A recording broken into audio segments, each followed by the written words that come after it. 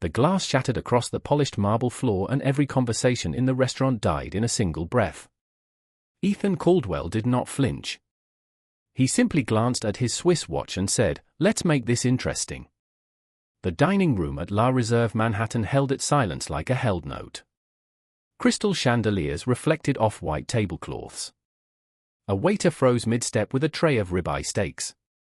Claire Bennett stood 3 tables away, her hand still wrapped around a coffee pot that had just slipped from someone else's grip. She did not look at the mess. She looked at him. Ethan leaned back in his chair as if the entire room belonged to him. In many ways, it did. His company owned half the block. His name sat on the building across the street in steel letters. 60 seconds, he said, placing a black card flat against the table. The sound was soft, but it carried. "Impress me, and it's $10,000. A murmur rippled through the staff. The manager, Daniel Brooks, forced a tight smile and stepped forward. "Mr. Caldwell, we aim to provide exceptional service without theatrics." Ethan did not even turn his head. "Then consider this a performance review." Claire set the coffee pot down carefully. The scent of roasted beans lingered in the air. She adjusted the cuff of her white shirt. It was slightly frayed. 12-hour shifts did that. She moved toward the table with steady steps. "Are you ready to order, sir?" she asked. Ethan finally looked at her. His eyes scanned her face as if measuring value. "No," he said. "I'm ready to see what you're worth." A younger waiter rushed forward with a wine list. "I can recommend a rare Bordeaux, sir." Ethan lifted a finger. The man stopped mid-sentence. "You have 50 seconds left," Ethan said without looking at him. The waiter hesitated, then stepped back. Claire remained where she was. "What are the rules?" she asked. Ethan smiled slightly. "Good question. New rule." He tapped the table once. "Serve me something not on the menu. You have 60 seconds. If you fail, you pay for my dinner." Daniel's face drained of color. "That's not acceptable," he whispered to Claire. She did not look at him. "What's the total?" she asked quietly. Daniel blinked. "About $400.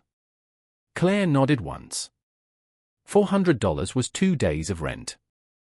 In Queens. She turned and walked toward the kitchen. The clock above the pass read 7:42 p.m. 50 seconds. 45.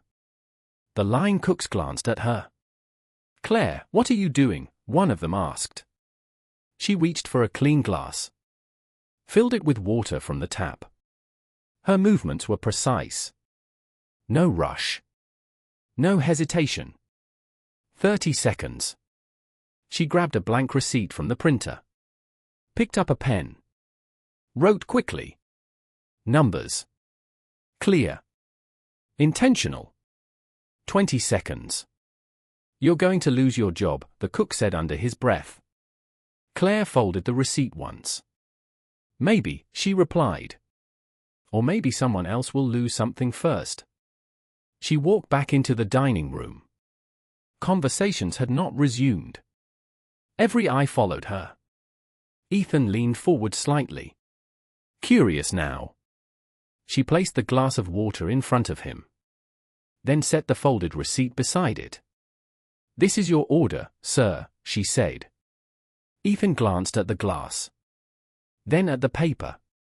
"That's water." Claire met his gaze. "And that's the cost." Ethan unfolded the receipt. His eyes moved once across the numbers. Then again, slower this time. The faint smile on his face disappeared. "Explain," he said.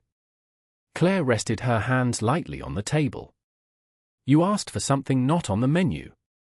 Time isn't on the menu. Respect isn't on the menu. But both are being spent here."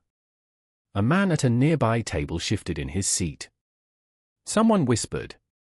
Claire continued, her voice calm. "Your public earnings estimate puts your time at about $32,000 per hour. You've spent nearly a minute proving a point that doesn't increase your value.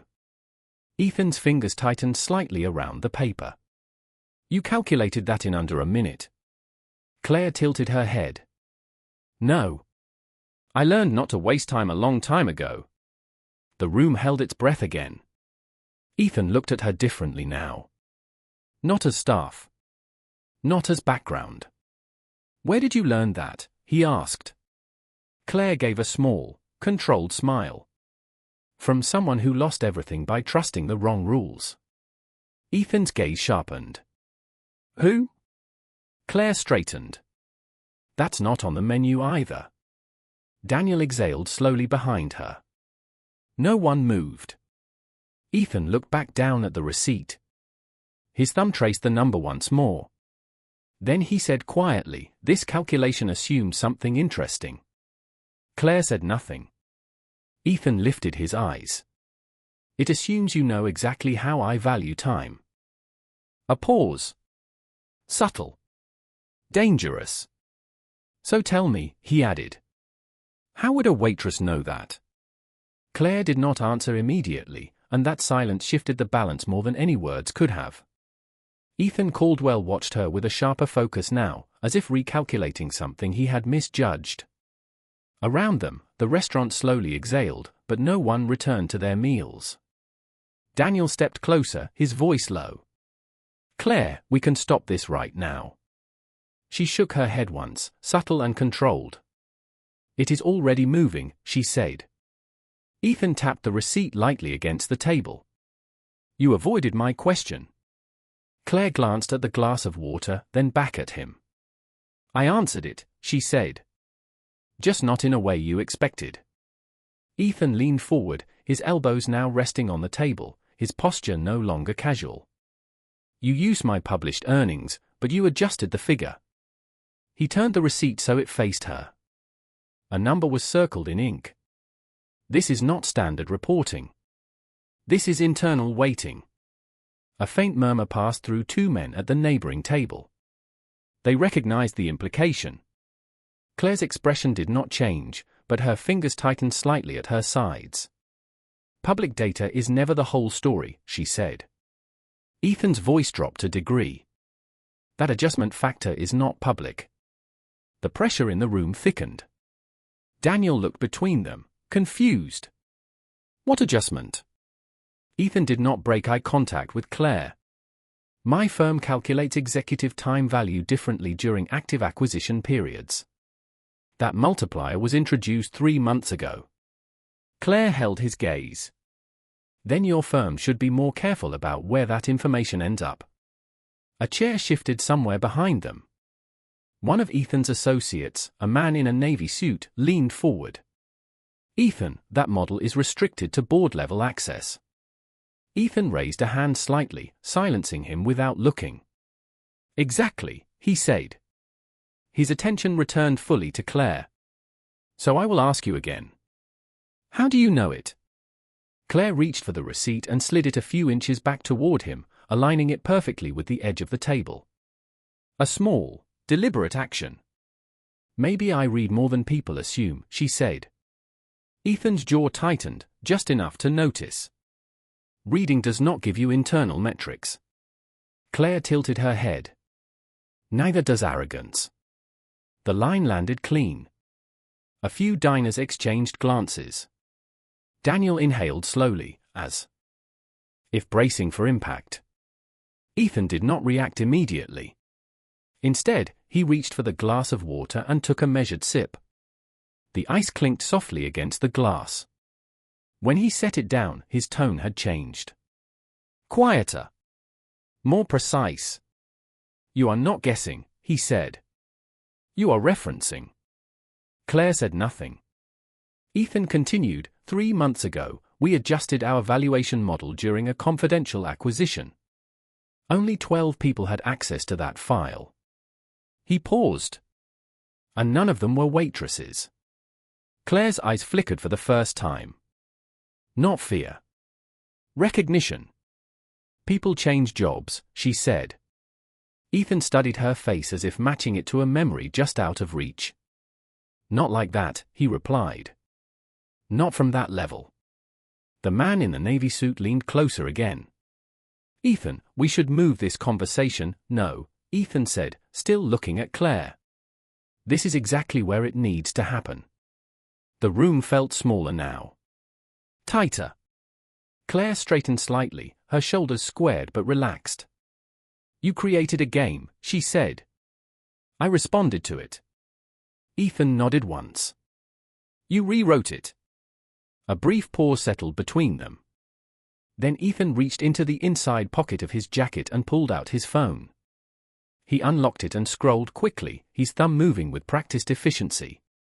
Claire watched the movement. Her breathing remained steady, but her attention sharpened. Ethan stopped scrolling. Turned the screen toward himself. His eyes moved across whatever he had found. Then he looked up again. Claire Bennett, he said, testing the name. Daniel blinked. You know her last name? Ethan ignored him. You said you learned not to waste time, he continued. That is not something people pick up in a diner. Claire's voice remained even. You would be surprised where people learn things. Ethan's gaze did not waver. No, he said. I would not. He turned the phone slightly, just enough for Claire to see a glimpse of the screen. A profile. A photo. Not in a waitress uniform. A different setting. A different life. Claire's expression stayed controlled, but something in her eye shifted. Ethan noticed. That is interesting, he said quietly. He locked the phone and slipped it back into his jacket.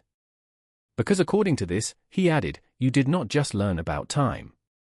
He leaned forward again, his voice low enough that only she could hear clearly. You helped design how we measure it. The statement hung between them. Claire did not step back. She did not look away. But the room felt different now. The game had changed again. Ethan tapped the receipt once more. So tell me, he said, his tone almost conversational, why is someone who built the rules standing here pretending she never touched them at all? Claire did not move when he said it, but something inside her shifted with quiet precision, like a lock turning after years of pressure. The dining room still held its breath, though most of the guests did not understand the weight of what had just been revealed. Ethan Caldwell was no longer playing a game for entertainment. He was testing a truth he could not ignore. Claire reached for the edge of the table and adjusted the placement of the receipt again, aligning it with the grain of the wood as if control over small details still mattered. People leave things behind, she said. Jobs. Titles. Systems. Ethan's eyes narrowed slightly. People do not walk away from influence like that. Claire gave a faint, controlled smile. Some do when the cost becomes visible. That line landed differently than the ones before. It carried history. Ethan leaned back just a fraction, studying her as if trying to reconstruct a version of her that matched the data on his phone. You were in strategic modeling, he said. High clearance. Internal access. Claire did not confirm it directly. She reached for the water glass instead and turned it a few degrees clockwise. You already know enough to ask better questions, she replied. Daniel shifted behind her, his voice tight. Claire, what is he talking about? She did not turn around. A past job, she said simply. Ethan let out a quiet breath, almost a laugh but without humor. That is one way to describe it. He tapped the table once, slower now. You were part of the team that built our acquisition timing model. You helped define how we assign value to time under pressure. Claire met his gaze. I helped build a tool. You built a weapon, Ethan corrected. A subtle tension passed through the room again. The man in the navy suit glanced at Ethan, then at Claire, as if trying to understand how far this conversation might go. Claire's expression did not harden, but it deepened. A tool reflects the person. Using it, she said. Ethan nodded slightly. That is a convenient way to step away from responsibility. Claire's fingers rested lightly against the table now, steady. No, she said. It is an accurate one. Ethan held her gaze for a long moment. Then he reached into his jacket again and pulled out his phone, unlocking it with a quick motion. This time, he turned the screen fully toward her. "You left 18 months ago," he said. "No exit interview. No transition file. Just gone." Claire looked at the screen. A profile. Her name. A headshot taken in a conference room with glass walls and skyline views. Her posture was different there. More formal. More contained. "That is correct," she said. Ethan scrolled once. "Your final project was flagged internally. There was a discrepancy in the model output during a major acquisition." Claire's eyes flickered, just for a fraction of a second. Ethan caught it. "You remember," he said. Claire lifted her chin slightly. "I remember choosing not to ignore something." Ethan's tone sharpened. "You introduced a delay factor that cost the company millions in projected gains." Claire shook her head once. "It prevented something worse." Ethan leaned forward again, the distance between them closing by inches. "Explain that." The room seemed to lean with him. Claire inhaled slowly. Not to prepare for defense, but to choose her words with precision. "Your model assumed that every deal should be closed as fast as possible," she said. It rewarded speed over scrutiny. Ethan's expression remained controlled, but his attention was absolute now. Claire continued, her voice steady. "I found a pattern in the data. Deals that moved too fast had a higher rate of long-term loss. Hidden liabilities. Legal complications. People getting pushed aside without review."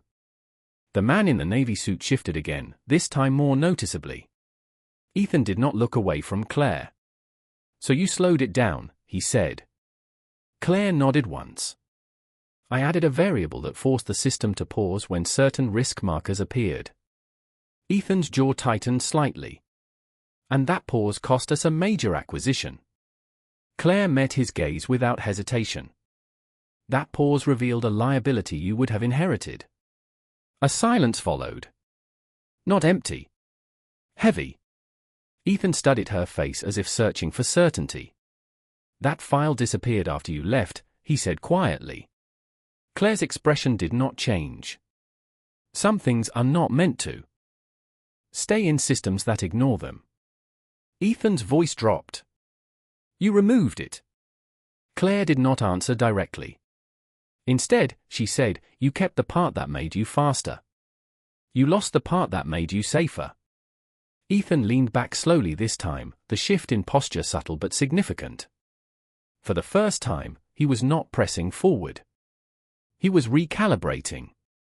Daniel looked between them, clearly out of his depth now. "Is this going to affect the restaurant?" he asked quietly. Neither of them responded. Ethan's attention remained fixed on Claire. "You walked away from a system you helped build," he said. "Then you walked into a place where no one would ever look for you." Claire's lips curved slightly, but there was no humor in it. "You would be surprised where people stop looking," she said. Ethan considered that. Then he reached into his jacket one more time, but this time he did not pull out his phone. He pulled out a second folded document. He placed it on the table beside the receipt. Thicker paper. Official. Claire's eyes dropped to it for a brief moment. Ethan spoke quietly. "Because I did not stop looking." He tapped the document once. "And this is where your story stops making sense." Claire did not reach for the document right away, and that hesitation was the first visible crack in her control since the conversation began. Ethan Caldwell noticed it instantly. He leaned back slightly, giving the paper space as if he knew its weight would pull her in on its own. The restaurant remained suspended in quiet tension. A server passed behind them carrying a tray of New York strip steaks, but even the usual clink of plates seemed muted. Claire finally extended her hand and unfolded the document with careful precision. The paper was heavier than a standard receipt. Legal stock. Her eyes moved across the header first. Caldwell Capital. Internal Review Division. Then the date. 2 months ago. Her fingers paused for a fraction of a second before continuing. Ethan watched every micro-movement. "Go ahead," he said. "Read the third paragraph." Claire's gaze shifted down the page. Her lips pressed together, not in fear but in recognition. Daniel leaned slightly closer, trying to see. "What is it?" he asked under his breath. Claire did not answer him. She read silently for another second, then lowered the document just enough to meet Ethan's eyes again. "You reopened the case," she said. Ethan nodded once. "I did more than that." He tapped the paper lightly. "We found your delay variable. Not in the system. In a shadow archive." The man in the navy suit stiffened. "That archive was never supposed to be accessible," he said. Ethan did not look at him. "It was not," he replied. "Until someone made a mistake."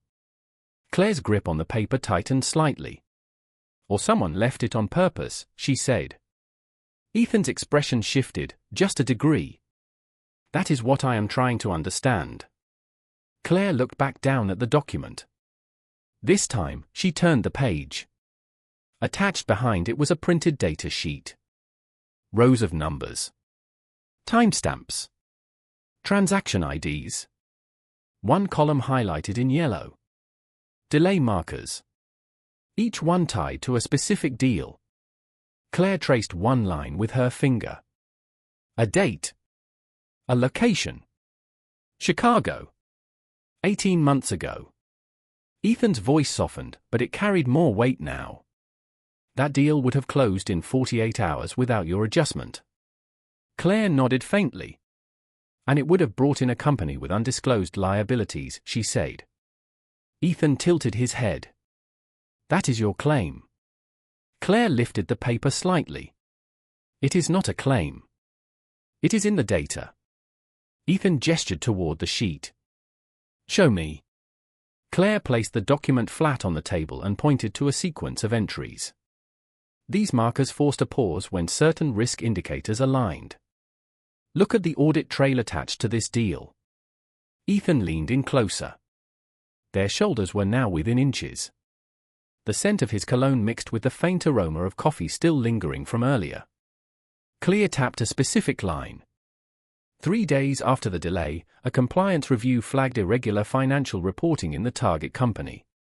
Ethan's eyes narrowed as he followed the line. "That review is not in our final records," he said. Claire looked at him directly. "Exactly." A quiet shift passed through the space between them. Not tension this time. Recognition. Ethan straightened slightly. "You are saying the system removed the evidence after the deal collapsed?" Claire nodded once. "Or someone did." The man in the navy suit stepped forward now, unable to stay silent. "That is a serious accusation." Claire did not look at him. "It is a verifiable one," she said. Ethan raised a hand again, stopping the man. Before he could continue, his focus remained locked on Claire. "If that review existed," he said slowly, "it means the delay saved us from acquiring a liability." Claire met his gaze. "Yes." Ethan's jaw tightened. "And someone erased that proof." Claire folded the document halfway, then stopped. "Which means the system you trust is incomplete," she said. Ethan's expression shifted again. This time, it was not skepticism. It was calculation. He reached out and took the paper from her hands, scanning the highlighted lines once more. The restaurant noise began to return in faint fragments, but the table remained its own contained world. Ethan looked up. "Why leave this behind?" he asked. Claire's answer came without hesitation. "Because I knew someone like you would eventually look." Ethan studied her for a long second. Then he placed the document back on the table, aligning it beside the receipt she had written earlier. 2 pieces of paper. 2 different kinds of truth. "You are not hiding," he said quietly. Claire shook her head. "No." Ethan's eyes sharpened. "Then what are you doing?" Claire held his gaze, steady and unflinching, waiting to see who notices the difference between speed and truth. Ethan leaned back slowly, the shift in control now undeniable. The game he started no longer belonged to him. He glanced once more at the highlighted data, then back at Claire. "There is one problem with your story," he said. Claire did not move. "What problem?" Ethan tapped a specific line on the data sheet. "This audit you are referencing," he said. "According to our internal logs, it was never triggered by your delay variable." A pause. Subtle. Heavy. Ethan's voice dropped. "It was triggered by someone else entirely." Claire held his gaze, but this time the silence between them carried a different weight. It was no longer about proving a point. It was about exposure. Ethan Caldwell tapped the highlighted line again, slower now, as if pressing on a fracture to see how deep it ran. "Someone else triggered it," he repeated. "Which means your version of the story is incomplete." Claire did not look at the document. She looked at him. "Or yours is," she said. That answer did not deflect. It redirected. Ethan noticed. His expression sharpened with interest rather than irritation. Then he made a decision. He turned slightly and said, "Mark, call the office." The man in the navy suit hesitated. "Right now." Ethan did not raise his voice. "Right now." Mark stepped aside, already pulling out his phone. The shift was immediate. This was no longer a private exchange. It was becoming operational. Daniel took a half step forward, his voice tight.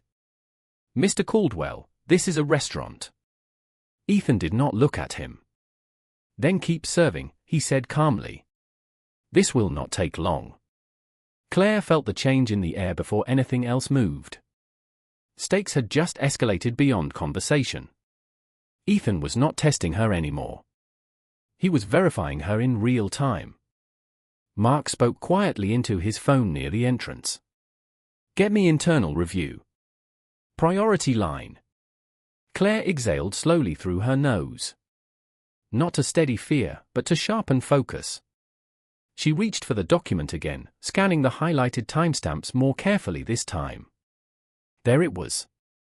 A secondary marker. Faint. Almost buried. Not part of her original variable. Ethan noticed her attention shift. "You see it," he said. Claire nodded once. "That is not my code." Ethan's eyes narrowed. "I know." Claire tapped the line lightly. This trigger came from a manual override. Ethan leaned in. "From who?" Claire did not answer immediately. She traced the timestamp again. The format was slightly different from the automated entries. A human input. "Deliberate. Someone with clearance above mine," she said. Ethan's jaw tightened. "That narrows it down to 6 people." Claire shook her head. 5. Ethan paused. "Why 5? Claire looked up at him. "Because one of them is standing right here." The words landed clean. Direct. No room to soften. Mark's voice carried faintly from across the room. "Yes, we need access to the Chicago file from 18 months ago. Full audit trail." Ethan did not turn. His eye stayed locked on Claire. "You are accusing me," he said. Claire held steady. "I am eliminating variables." Ethan let out a quiet breath, something between a laugh and a recalibration. "You think I triggered the audit that exposed the liability?" Claire's voice remained even. "I think you saw something in the data that did not match your model." Ethan considered that. His fingers tapped once against the table, then stilled. "And instead of trusting the system," she continued, "you checked it yourself." A beat passed. Ethan did not deny it. That was the first real shift. Daniel looked between them, confused but sensing. "The gravity. What does that mean?" he asked. Ethan finally leaned back, breaking the tight proximity for the first time in minutes. "It means," he said slowly, "that someone inside my own system did not trust the numbers." Claire added quietly, "And they were right not to." Mark returned, phone still in hand. "They are pulling the archive now," he said. 2 minutes. Ethan nodded once. "Put it on speaker when they have it." Mark hesitated, then did as instructed. The room felt smaller again. Not because of tension this time, but because everything was about to become audible. Verifiable. Real. Claire placed both hands lightly on the table, grounding herself in the present moment. Her eyes moved once more across the data sheet. That secondary marker. That override. She had not seen it before.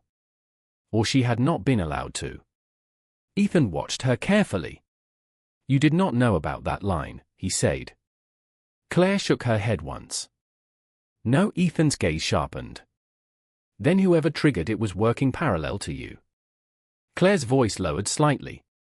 "Or watching me." That possibility settled between them with quiet force. Mark's phone crackled softly. A voice came through. "Internal review. We have the Chicago file." Ethan did not look away from Claire. "Read the override authorization," he said. A brief pause on the line. Papers shifting. Then the voice returned. "Override triggered by executive clearance code." Another pause. "Identification attached." Claire felt the shift before the name was spoken. Ethan's expression changed first. Not shock. Recognition. Something deeper. The voice on the phone continued. "Authorization belongs to..." Ethan reached forward and pressed the speaker button off before the name could finish. The sudden silence was louder than anything that had come before. Claire's eyes locked onto his. "You already know who it is," she said. Ethan did not answer immediately. His hand remained on the phone for a second longer than necessary. Then he looked at her, and for the first time since this began, there was something unguarded in his expression. Not weakness. Not confusion. Memory. "Yes," he said quietly. Claire's voice was steady. "Then say it." Ethan exhaled slowly, his gaze dropping for a fraction of a second before returning to hers. "I cannot," he said. A pause. Controlled. Heavy. Claire did not move. "Why not?" Ethan's jaw tightened. "Because if I say it," he replied, "this stops being a game." He looked at her, sharper now. "And it becomes something neither of us can walk away from." Claire did not look away when he said that, but something in her posture shifted, subtle and deliberate, like a piece finally sliding into place after a long calculation. The tension in the room had reached a point where even the smallest movement carried meaning.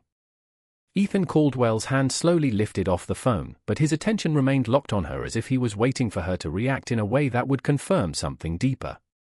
Claire did not give him that reaction. Instead, she reached down toward the small black apron tied at her waist and slipped her hand into the front pocket. The movement was calm, almost routine, but it drew Ethan's eyes instantly. "What are you doing?" he asked, his tone sharper now. Claire pulled out a small folded item. Not paper like the receipt. Not as thick as the document. Something in between. Worn at the edges. She placed it gently on the table, next to the other two pieces of evidence already sitting there. The alignment mattered to her. Receipt. Internal report. And now this. "You said this stops being a game," she said quietly. "It already did." Ethan's gaze dropped to the new item. He did not touch it yet. "What is that?" Claire looked at him steadily. "Something I did not take with me by accident." The statement landed with intention. Ethan reached forward and unfolded it. His movements were slower this time, more careful. Inside was a printed access log. Not from Caldwell Capital's main system. This one carried a different header. External audit interface. Time-stamped. Cross-referenced. His eyes moved across the page. Then stopped. Claire watched the exact moment recognition hit. Not confusion. Not surprise. Recognition. This interface was never officially deployed, Ethan said. Claire nodded once. No. It was not. Ethan's voice lowered. It was a prototype. Claire's fingers rested lightly against the edge of the table. It was a safeguard. Ethan looked up at her, the connection forming faster now. You built this. Claire did not answer directly. It logs overrides that the main system does not keep, she said. It was designed to catch manual interventions that bypass automated checks. Ethan's grip on the paper tightened slightly. And this log, he said slowly, it recorded the Chicago override. Claire met his gaze. Yes. Ethan looked back down. There it was. The same timestamp. The same deal. But this time, the override line was complete. Not masked. Not partial. Fully attributed. Ethan exhaled once, controlled but heavier than before. You kept this, he said. Claire shook her head. I left it where it would be found. Ethan's eyes lifted again. By me. Claire gave a faint, almost imperceptible nod. You were the only one who would question the missing piece instead of accepting the result. The room around them had faded into background noise now. Even Mark stood still, phone in hand, waiting without knowing exactly what he was waiting for. Ethan tapped the log once, his finger resting directly over the authorization line. You knew this would come back to me, he said. Claire's voice remained steady. I knew it had to reach someone who understood the difference between a clean report and a complete one. Ethan studied her for a long moment. Then he asked, why not expose it directly? Claire's answer came without hesitation. Because exposure without context gets buried. Ethan's jaw tightened slightly. And this, he gestured to the table, this is context. Claire glanced at the three aligned items. This is proof that the system can be manipulated, she said. And that someone already did. Ethan leaned back slowly, the shift in his posture now unmistakable. He was no longer testing her. He was processing something much larger. You set this up, he said. Claire shook her head. I prepared for this. Ethan's eyes narrowed slightly. There is a difference. Claire held his gaze. Only if you believe control belongs to the person who starts the game. A quiet beat followed. Then Ethan looked down at the authorization line again. His finger hovered just above the name. He did not say it. Not yet. Claire watched him carefully. Not waiting. Measuring. Then she spoke, her voice lower now, more precise. You stopped the speaker before they could say it, she said. Ethan did not deny it. Claire continued, you already knew before you came here. Ethan's eyes lifted slowly. That was the shift. Not in power. In truth. Yes, he said quietly. Claire nodded once. Then the real question is not who triggered the override. Ethan's gaze sharpened again. What is it? Claire's voice did not rise. It did not need to. The real question is why you came here pretending you did not already have the answer. The word settled between them, heavier than anything that had come before. Ethan did not respond immediately. For the first time, he looked away. Just for a second. Then back at her. And when he spoke again, his voice had changed. Not weaker. More honest. Because I needed to know if you would still protect it, he said. Claire's expression did not shift, but something behind her eyes did. A calculation reaching its conclusion. And now you do, she replied. Ethan nodded once. Yes. A pause. Controlled. Final. Claire's fingers tapped lightly against the edge of the table, once. Then you also know, she added, that this is not the only copy. Ethan's head lifted slightly. A new variable. Unexpected. Claire met his gaze without hesitation. And the next one is not sitting in a diner. The words lingered between them, and this time Ethan Caldwell did not try to control the silence. He let it expand. He let it settle. Then he reached for the access log again, but instead of reading it, he folded it carefully and placed it back on the table with a precision that matched Claire's own movements. That small action changed the tone. He was no longer dissecting evidence. He was acknowledging it. "Where is the next copy?" he asked. Claire did not answer immediately. She reached for the glass of water and took a slow sip, her eyes never leaving his. "That depends," she said. Ethan tilted his head slightly. "On what?" Claire set the glass down. "On whether you are still trying to contain this or finally understand it." Ethan's jaw tightened, but not out of frustration. Out of recognition. He leaned back in his chair, his posture no longer forward-driven. For the first time, he was not pushing the conversation. He was letting it unfold. That was the shift. Mark stepped closer again, his voice low. "Ethan, if there are external copies, we need to secure them." Ethan raised a hand without looking at him. "No," he said calmly. Mark hesitated. "No?" Ethan's gaze remained on Claire. "We do not secure something we do not understand." Claire's expression softened, just slightly. "Not approval. Alignment." "That is the first useful thing you have said tonight," she replied. A faint reaction moved through the room. Daniel exhaled quietly, as if realizing this was no longer about a customer and a waitress. This was something else entirely. Ethan leaned forward again, but this time the energy was different. Focused. Controlled. "You said there is another copy," he said. "That means you planned for this to go beyond you." Claire nodded once. "I planned for it to survive me." Ethan studied her. "That sounds like you expected consequences." Claire's voice remained even. "I expected resistance." Ethan's eyes narrowed slightly. "From who?" Claire did not answer directly. Instead, she reached back into her apron pocket and pulled out a second item. This one was smaller. A thin metal USB drive attached to a simple keyring. No branding. No label. She placed it next to the folded log. The metallic surface caught the chandelier light for a brief second. "That is not the copy," she said. Ethan's gaze dropped to it. "Then what is it?" Claire's fingers rested lightly on the edge of the table again. "That is the map." Ethan did not touch it yet. "Explain." Claire met his eyes. "It contains a path. Encrypted. It does not hold the data itself. It points to where the data is stored."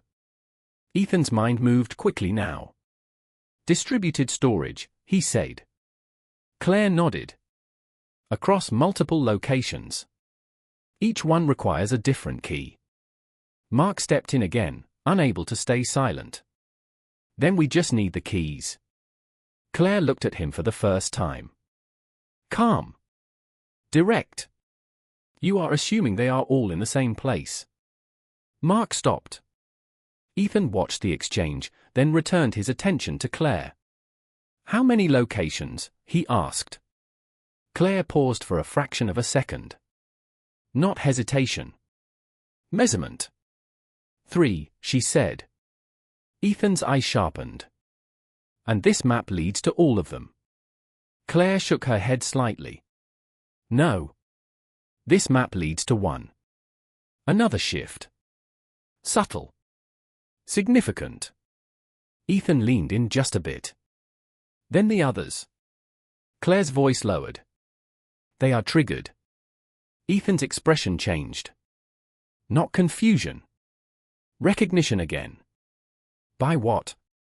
Claire held his gaze. "By actions. Not by access." Ethan sat back slowly, processing. The system she built was not just about hiding information. It was about controlling how and when it surfaced. "You built a failsafe," he said. Claire corrected him quietly. "I built a sequence." Ethan's eyes moved to the USB drive again. Then back to her. "And you are offering me the first step?" Claire did not nod. She did not need to. Ethan's fingers hovered just above the drive now, but he still did not touch it. "Why?" he asked. Claire's answer came without delay. "Because you already chose not to expose the name on that call." Ethan's gaze tightened slightly. That was not a choice. That was timing. Claire shook her head. That was restraint. A quiet beat passed. Ethan considered that. Then he said, "And if I take this?" Claire's voice remained steady. "Then you are no longer testing me." Ethan's hand finally lowered. His fingers closed around the small metal drive. The weight was almost nothing, but the implication was not. He turned it once between his fingers. "And if I do not?" Claire's eyes did not waver. "Then someone else will." Ethan looked at her for a long moment. Then he slipped the drive into his jacket pocket. The decision was made. Mark exhaled sharply. "Ethan, we need to control, we need to listen," Ethan interrupted. His voice was calm, but final. The room seemed to shift with that. Claire watched him carefully. Measuring again. Then she said quietly, "The first location is not a place." Ethan's hand paused just slightly near his jacket. "What does that mean?" Claire's expression remained composed, but her words carried a new weight. "It is a person." A pause. Sharp. Immediate. Ethan's eyes locked onto hers. "Who?" Claire held his gaze. "Someone you already trust." The sentence landed harder than anything before it. Ethan did not speak right away. His mind moved through possibilities. Fast. Precise. Dangerous. Then he said quietly, "That narrows it down less than you think." Claire tilted her head slightly. "No," she replied. "It narrows it down exactly enough." Ethan's expression shifted again. Not doubt. Not certainty. Something in between. Then Claire added one more line, softer but sharper. "Because they are standing closer to you than I am." The sentence did not echo across the room, but it landed with precision, and this time Ethan Caldwell did not look at Claire first. He looked around him. Slowly. Deliberately. The shift was immediate.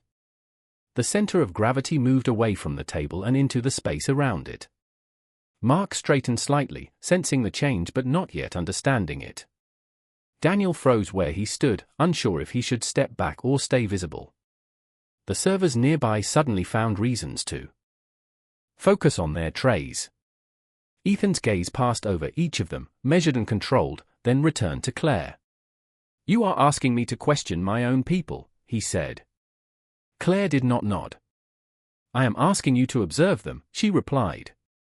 Ethan slipped his hand into his jacket pocket for a brief second, confirming the presence of the USB drive. A small gesture, but it grounded his next move. He turned his head slightly. "Mark," he said. Mark stepped forward immediately. "Yes." Ethan's voice remained calm. "When you called internal review, who picked up?" Mark blinked, caught off guard by the simplicity of the question. It was Jessica from the night desk. She handles after-hours requests." Ethan's eyes narrowed just slightly. "And did you give her the case reference before or after you mentioned Chicago?" Mark hesitated. "After. I said Chicago first so she would know which archive to pull." Claire watched the exchange without interruption. Ethan leaned back a fraction. "So she knew which file to access before you authenticated the request." Mark frowned.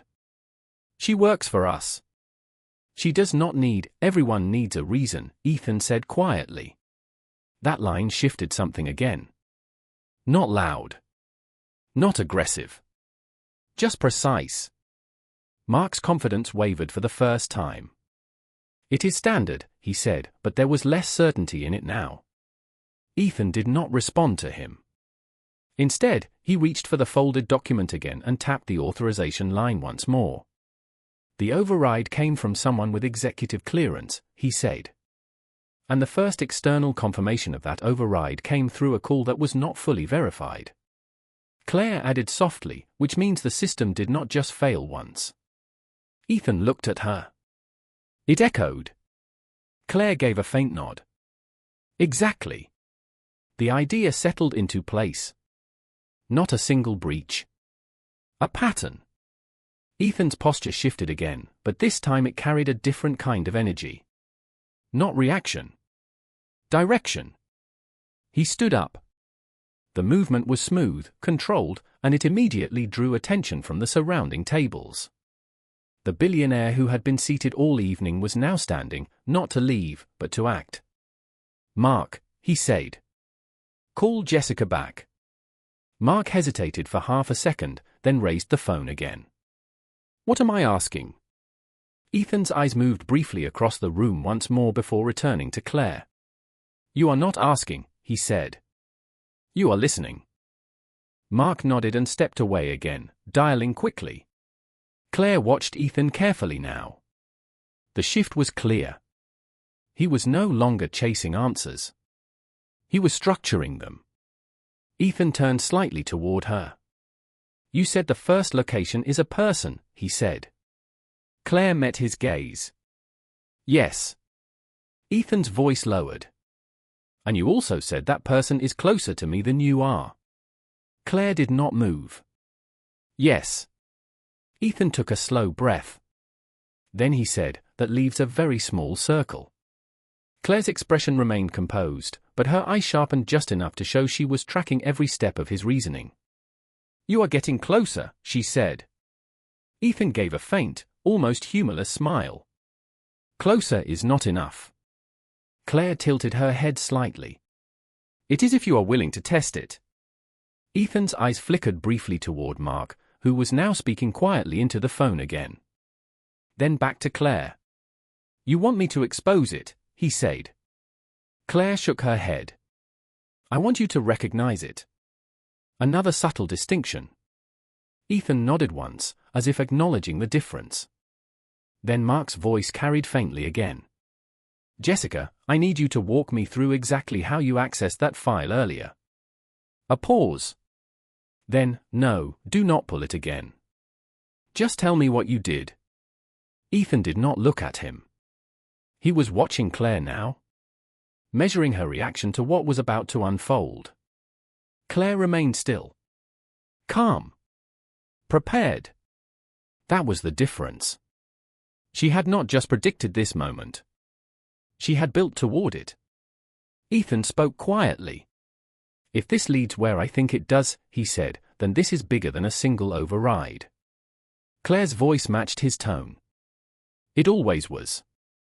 Mark's expression shifted as he listened to the voice on the other end. His posture stiffened slightly. Wait, he said into the phone. Say that again.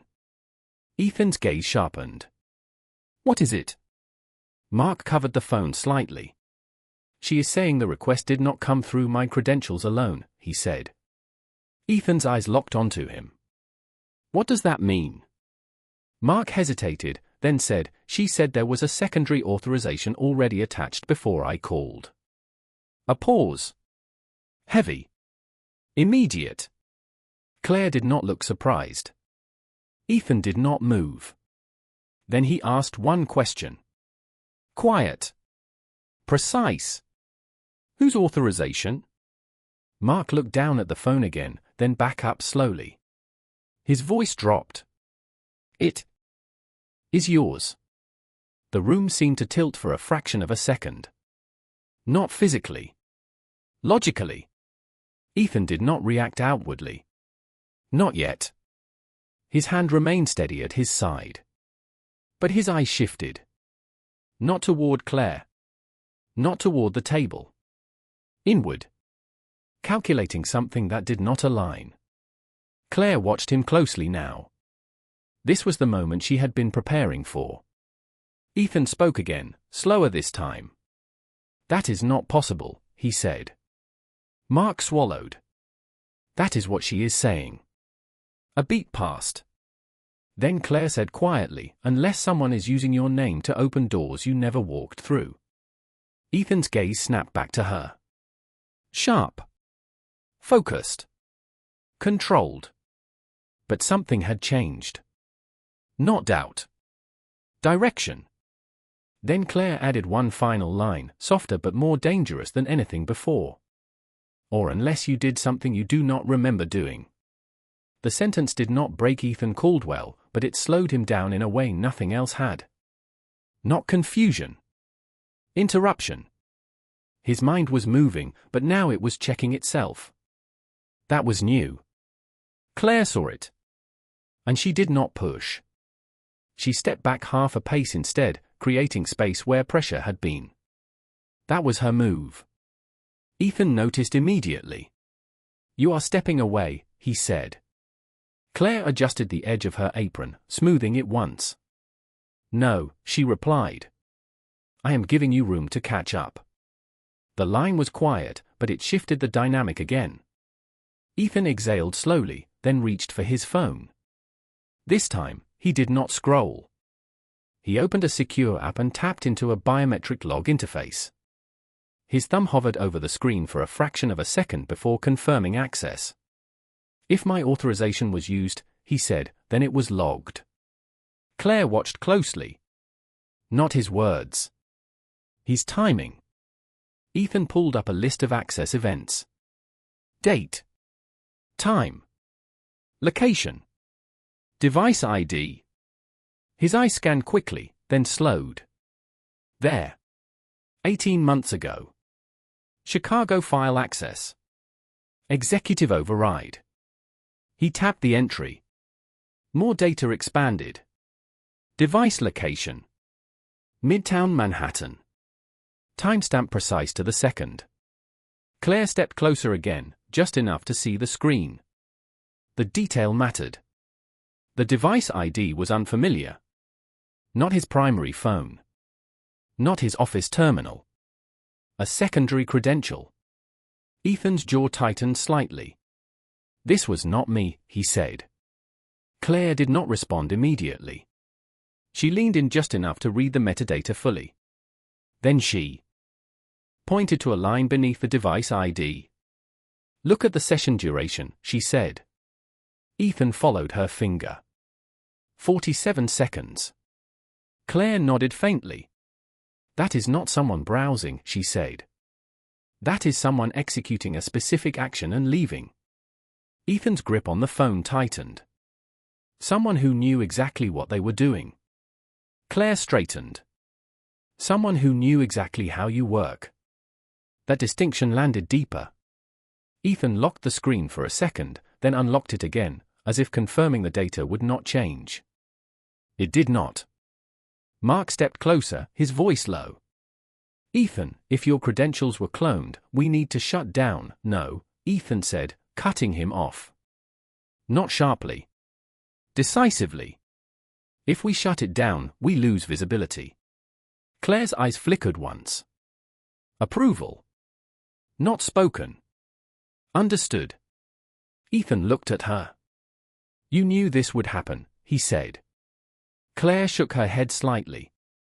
"I knew it had already happened," she corrected. Ethan considered that. Then he did something different. He turned the phone and held it out toward her. Not fully handing it over. Offering it. "What do you see that I am missing?" he asked. That was the shift. Clear. Undeniable. Claire stepped in and took the phone carefully. Her fingers moved with precision, not hesitation.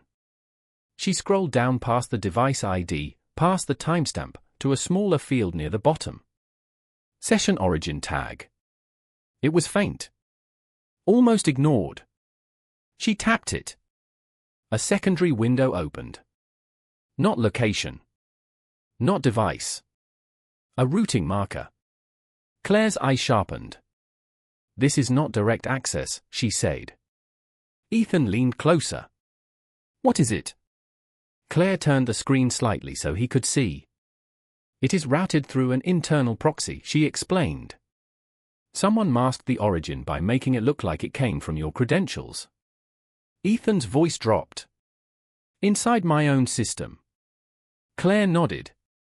Yes. Mark frowned. That should not be possible without someone who helped build the system, Claire finished. The room tightened again, but this time the tension pointed in a different direction. Not at Claire. Around her. Ethan took the phone back slowly. His eyes remained on the proxy marker. Then he looked up. You built part of this architecture, he said. Claire met his gaze. Part of it, she confirmed. Ethan's voice lowered further. Then you also know where the blind spots are. Claire did not answer immediately. Instead, she reached back into her apron and pulled out a small pen. Simple. Black. She leaned forward and wrote something quickly on the edge of the receipt she had placed earlier. A short sequence. Letters and numbers. She slid the receipt toward him. That is one of them, she said. Ethan looked down at the sequence. What is this? Claire's voice remained steady. An internal routing code. It should not appear in any external logs. Ethan's eyes narrowed as he compared it to the proxy marker on his phone. The first 3 characters matched. Exactly. Mark leaned in, his voice tense.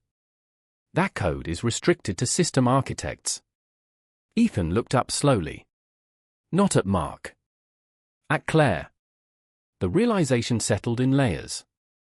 Which means, he said quietly, whoever did this had access at your level. Claire held his gaze. Or higher. Ethan exhaled once, deeper this time. Then he straightened, the decision forming clearly now. We do not shut this down, he said. We follow it. Mark hesitated. Follow it where? Ethan glanced at the receipt, then back at the phone. To the next access point. Claire stepped back again, just slightly. Not retreating. Positioning. That will not be a place, she said. Ethan's eyes lifted to hers. Then what is it? Claire's expression remained calm, but there was something else behind it now. Timing. It is a moment, she said. Ethan frowned slightly. Explain. Claire shook her head once. You will not find it by looking for it. Ethan's gaze sharpened. Then how? Claire met his eyes, steady and certain. You wait until they think you already stopped looking. The sentence hung there, precise and intentional. Ethan understood it instantly. This was no longer about chasing evidence. It was about letting the next move reveal itself. He glanced once more at the routing code. Then at Claire. Then he said quietly, and when that moment comes. Claire did not hesitate. You will only get one chance to see who is really using your name. The moment did not arrive with noise. It arrived with a small, almost invisible vibration in Ethan Caldwell's hand. His phone buzzed once. Not a call. Not a message. A system alert. His eyes dropped to the screen instantly. Claire saw it before he said a word. That is not random, she said quietly. Ethan did not answer. He unlocked the phone and the notification expanded across the display. Internal access request detected. Proxy route engaged. Timestamp, now. The room seemed to tighten again, but this time the tension had direction. This was it. The moment Claire had described. Ethan's voice lowered. They are in the system again. Mark stepped forward immediately. We shut it down now.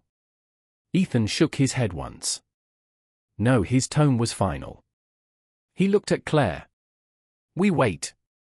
Claire gave a small nod. No hesitation. No doubt. Ethan tapped into the live session log. The interface updated in real time. Lines of data began to populate. Access node. Routing path. Authorization mask. His eyes tracked each field with surgical focus. They are not going for the same file, he said. Claire stepped closer, her shoulder now nearly aligned with his. Of course not, she replied. They think the Chicago trail is closed. Ethan's thumb hovered over the screen. Then what are they after? Claire's gaze moved quickly across the data. Then she saw it. A subtle flag. Different from the Chicago markers. A new sequence. That is not a file pull, she said. Ethan followed her line of sight. It is a query. Claire nodded. They are searching. Mark frowned. Searching for what? Claire did not answer immediately. She leaned in closer, her voice dropping just enough to keep the circle tight. For the failsafe. Ethan's expression sharpened. The sequence you built. Claire nodded once. They know it exists now. Ethan's jaw tightened slightly. Then they are trying to find the other locations before we do. Claire's voice remained steady. Yes. Ethan straightened slightly, the shift in his posture clear. This was no longer reactive. This was strategic. He turned to Mark. Do not interrupt the session, he said. Mirror it. Mark blinked. Mirror it. Ethan's eyes did not leave the screen. I want a parallel log of everything they touch. Every path. Every query. Mark nodded quickly and stepped aside, already dialing again. Claire watched Ethan closely. The way he moved now. The way he chose not to act immediately. That was the difference. He was no longer trying to stop the system. He was letting it reveal itself. Ethan glanced at her. You expected this, he said. Claire shook her head slightly. I prepared for it, she corrected. Ethan gave a faint nod. Then the data shifted again. A new line appeared. Access target, archival index. Subcategory, personnel records. Claire's eyes narrowed. They are not looking for files, she said. Ethan followed. They are looking for people. Claire's voice lowered. They are trying to identify the next location. Mark's voice carried from across the room. We have the mirror live. Everything is being recorded. Ethan did not respond. His focus remained absolute. Another line appeared. Filter applied. Clearance level, executive. Claire exhaled slowly. They are narrowing the field. Ethan's thumb moved, scrolling slightly. Then stopped. A list began to populate. Names. Executive-level personnel with access to specific system layers. Claire's eyes moved across the list quickly. Not reading. Recognizing patterns. Ethan spoke quietly. If the first location is a person I trust, Claire finished the thought. Then they are about to test that trust. A pause. Heavy. Immediate. Ethan's gaze locked onto the screen. The list continued to refine. One name disappeared. Another. The system was filtering in real time based on access patterns and internal markers. Claire's hand moved slightly, not touching the phone, but close enough to guide his attention. Watch the elimination logic, she said. Ethan nodded once. The system was not just listing names. It was scoring them. Probability markers appeared beside each entry. Claire's voice remained calm, but sharper now. They are not guessing, she said. They are confirming. Ethan's eyes narrowed. Which means they already suspect who it is. Claire met his gaze briefly. Yes. Then the list stopped moving. One name remained highlighted. Probability score, a 92%. The room seemed to hold its breath again. Ethan stared at the screen. Not reacting. Processing. Claire did not look at the name. She looked at him. That mattered more. Ethan's voice was quiet. Controlled. That is not possible, he said. Claire did not respond. She let him reach the conclusion on his own. Mark stepped closer again, his voice low but urgent. Ethan, we need to. No, Ethan said, cutting him off again. His eyes never left the screen. We do not move yet. The shift was complete. He was no longer being pulled into the situation. He was holding it in place. Claire watched him carefully, measuring the distance between who he was at the beginning of the night and who he was now. Then Ethan did something unexpected. He locked the phone.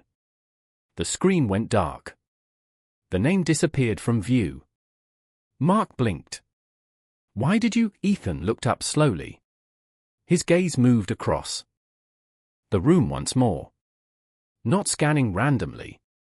Mapping. Then it stopped. Fixed on a point just beyond Claire's shoulder. His voice dropped. Because if I keep looking at the screen, he said, I miss what is happening right in front of me. Claire did not turn. Not yet. She already knew what he was seeing. Ethan's eyes sharpened. They are not just in the system, he said quietly. Claire's voice matched his tone. No, Ethan took a slow breath. Then he added, they are here. Ethan Caldwell did not turn his head quickly. He did it slowly, deliberately, as if giving whoever stood behind Claire one last chance to step out of the frame before being seen clearly. But no one moved. The dining room still carried its quiet hum, but now every sound felt sharper. A fork touched a plate. I shifted in a glass. Somewhere near the entrance, a chair scraped softly against the floor. Ethan's eyes locked onto a single figure standing just beyond Claire's shoulder. Mark. The man who had been at his side all evening. The man who had made the call. The man who had stood close enough to hear every detail. Mark did not step back. He did not reach for his phone.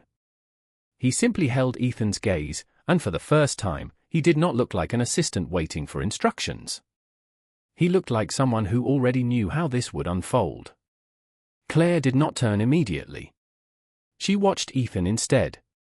The way his expression changed. Not shock. Not anger. Recognition settling into place. You said the first location is a person I trust, Ethan said quietly. Claire nodded once. Yes. Ethan's voice did not rise. And you said they are standing closer to me than you are. Claire's eyes remained steady. Yes. Only then did Ethan shift his full attention toward Mark. The space between them felt different now. No longer defined by hierarchy. Defined by truth. Mark, Ethan said. Mark exhaled slowly, as if the moment he had been anticipating had finally arrived. You figured it out faster than I expected, he said. That line changed everything. No denial. No confusion. Just confirmation. Daniel, standing a few feet away, froze completely. What is he talking about? He asked, his voice barely above a whisper. No one answered him. Ethan took one step forward. Measured. Controlled. You used my credentials. He said. Mark did not look away. I used your system, he corrected. Ethan's jaw tightened slightly. You routed through my authorization. Mark gave a faint nod. Because no one questions your access. Claire finally turned her head just enough to bring Mark into her line of sight. Not surprised. Not reactive. Observing. Mark continued, his voice calm. You built a system that trusts speed and authority more than verification. I just followed the logic. Ethan's eyes narrowed. You triggered the Chicago override. Mark's expression did not change. Yes. The word landed with finality. No ambiguity left. Ethan held his gaze. And you erased the audit trail. Mark tilted his head slightly. I removed the part that made it inconvenient. Claire stepped forward half a pace, her voice cutting in with precision. You removed the part that made it true. Mark glanced at her briefly, then back to Ethan. Truth is expensive, he said. You taught me that. That line hit deeper than any accusation. Ethan did not respond immediately. He was not reacting. He was recalculating the entire structure around him. Then he said quietly, You accessed the system again tonight. Mark nodded. Of course. Ethan's voice lowered. To find the other locations. Mark's lips curved slightly. To stay ahead of you. Claire stepped closer now, her presence no longer passive. You are not ahead, she said. Mark looked at her, a flicker of curiosity passing through his expression. No. Claire's voice remained steady. You are exactly where I needed you to be. That was the shift. Clear. Undeniable. Mark's confidence paused for the first time. Not broken. Interrupted. Ethan noticed. Explain, he said, his voice now aligned with hers rather than opposing it. Claire reached toward the table and picked up the receipt she had written on earlier. The small piece of paper that started everything. She turned it over and held it up just enough for both men to see. The routing code I gave you, she said. Ethan's eyes moved to the sequence again. Mark's expression sharpened slightly. Claire continued, that code does not just identify a blind spot. A brief pause. Then she finished, it creates one. The meaning settled instantly. Ethan's gaze snapped to Mark. Mark's eyes flickered, just for a fraction of a second. That was enough. Ethan stepped forward another inch. You walked into it, he said. Mark's composure held, but there was a new edge now. Calculation under pressure. You are assuming I did not see that, he replied. Claire shook her head slightly. No, she said. I am assuming you thought you could control it. Ethan's voice followed, sharper now. But you cannot control something you did not build. Mark's jaw tightened. The balance had shifted. Not in volume. In structure. Claire lowered the receipt back onto the table, aligning it once more with the other documents. The system is not just recording you now, she said quietly. It is isolating you. Mark's eyes moved briefly toward the exit. Then back to them. Not fear. Strategy recalculating again. Ethan saw it. There is nowhere to route this anymore, he said. Mark's voice remained controlled. There is always another route. Claire met his gaze directly. Not this time. A pause. Heavy. Final. Then Ethan reached into his jacket slowly, pulling out the USB drive Claire had given him earlier. He held it up between them. You said this is only the first step, he said. Claire nodded. Yes. Ethan's eyes locked onto Mark now. Then let us take the second one. Mark's expression tightened, just slightly. Enough to show the pressure had finally reached him. Ethan's voice dropped to a quiet, decisive tone. Because the next location is not hidden in a system. Claire finished the thought, her voice steady and precise. It is hidden in what he has not told you yet. Ethan Caldwell did not move right away, even after the balance shifted completely in front of him. The restaurant noise returned in fragments, but it no longer mattered. The system, the data, the betrayal. None of it felt as loud as the quiet realization settling inside him. Mark was still there. Claire was still watching. But for the first time, Ethan's focus drifted somewhere else entirely. His grip on the USB drive loosened just slightly, and his eyes dropped, not to the table, but inward. Then something broke through. A memory. Uninvited. Unavoidable. A late-night office. Glass walls reflecting city lights. A younger version of himself standing behind a desk, phone pressed to his ear. I do not have time for this right now, he had said, his voice sharp, impatient. On the other end, a softer voice tried to hold on. "It is just 5 minutes, Ethan. I just wanted to hear how you are." He had closed his eyes, already reaching for another file. "I am building something important," he replied. "We can talk later." A pause. Then the quiet answer. "You always say that." He had not responded. He had ended the call. The reflection in the glass had shown a man in control. Focused. Efficient. Alone. The memory snapped back into the present, and Ethan's breath caught slightly. Just enough for Claire to notice. His fingers tightened around the drive again, but this time there was no control in it. Only weight. He swallowed once, then stepped back half a pace, creating distance not from them, but from himself. "I built a system that rewards speed," he said quietly. "I thought that was strength." Claire did not interrupt. Mark did not speak. Ethan's voice lowered. "But I stopped listening to anything that did not move fast enough." His hand moved toward his jacket pocket, then stopped midway. A hesitation. Small. Human. He closed his eyes for a brief second, and when he opened them again, something had shifted. Not power. Not strategy. Clarity. He reached into his jacket and pulled out his phone again, but this time he did not open the system logs. He scrolled past them. Past the secure apps. Until he reached something simpler. A contact list. His thumb hovered over a name. Just a name. No title. No company attached. Claire watched his hand. It was steady before. It was not steady now. A slight tremor. Real. Ethan exhaled slowly. "I thought I could control everything by understanding it," he said. "But I never fixed the things I broke along the way."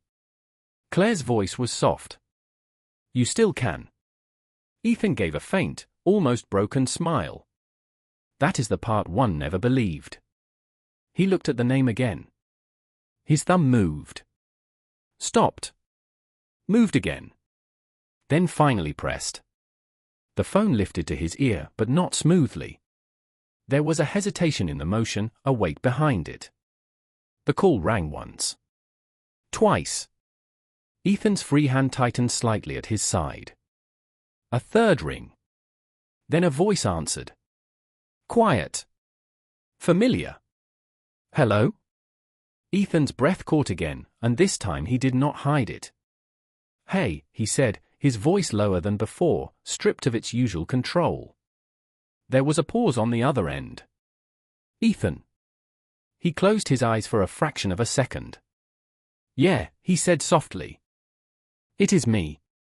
His voice wavered just enough to carry something real. "I know it has been a long time." Another pause. Longer this time. Ethan swallowed. His next words did not come as easily. "I should have called sooner," he said. "I should have listened when it mattered." His hand trembled slightly now, the phone pressing closer to his ear. A single breath escaped him, uneven. "I am sorry," he said. The words were simple. They carried more weight than anything he had said all night. Silence followed. Not empty. Full. Then the voice on the other end softened. "Ethan, what happened?" He opened his eyes slowly. Looked forward again. Claire stood there. Watching. Not judging. Mark stood frozen, caught in a moment he could not control anymore. Ethan exhaled, steadier now. "I am starting to understand something I should have seen a long time ago," he said. His grip on the phone eased just slightly. The tremor remained, but it was different now. Not weakness. Release. Claire's eyes shifted briefly to the USB drive still in his other hand. Then back to him. She did not speak. She did not need to. Ethan listened to the voice on the other end, his expression softening in a way it had not all night. The system, the betrayal, the game. They were still there. waiting. But something else had entered the room. Something quieter. More dangerous in its own way. Change. Ethan lowered his voice again. I am not calling about business, he said. I am calling because I do not want to lose this too. A pause. Then he listened. Really listened. And as he did, Claire reached forward slowly and turned the USB drive once on the table, aligning it with the other pieces of evidence, her voice barely above a whisper. Now he is ready for the truth you did not tell him yet. The restaurant door opened before anyone could say another word. It was not dramatic. It was not loud. But it cut through everything. Ethan Caldwell froze mid-breath, the phone still in his hand, the call still open. He did not turn immediately. He knew that voice. Even before it spoke again. Ethan.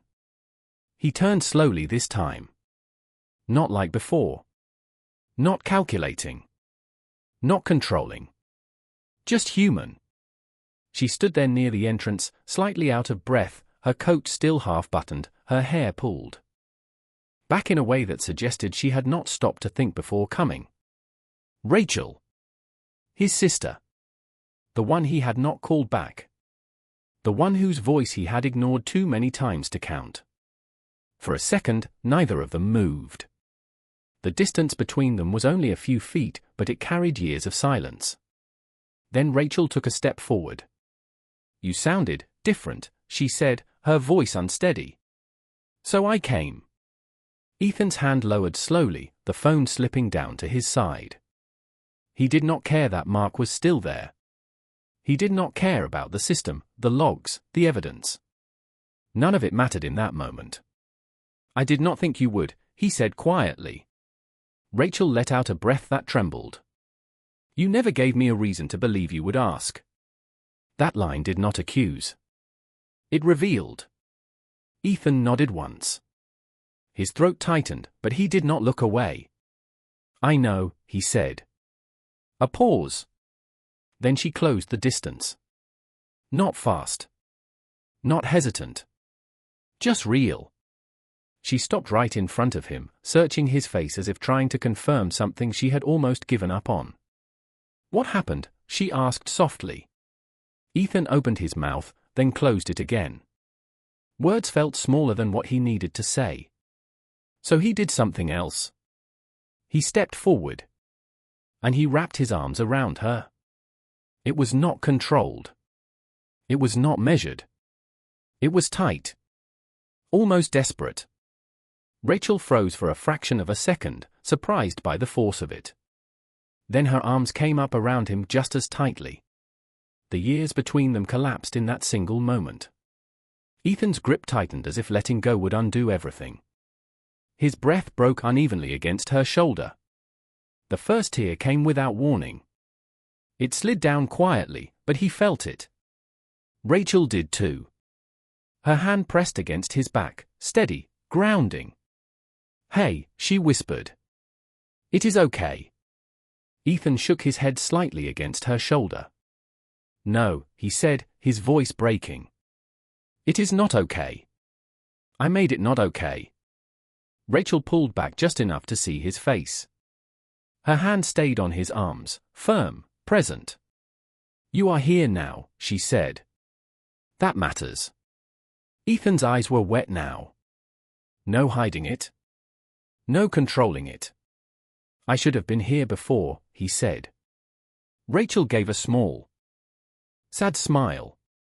You should have, she agreed. Then her expression softened. But you are here now. That was the difference. Not perfect. Not erased. Just real.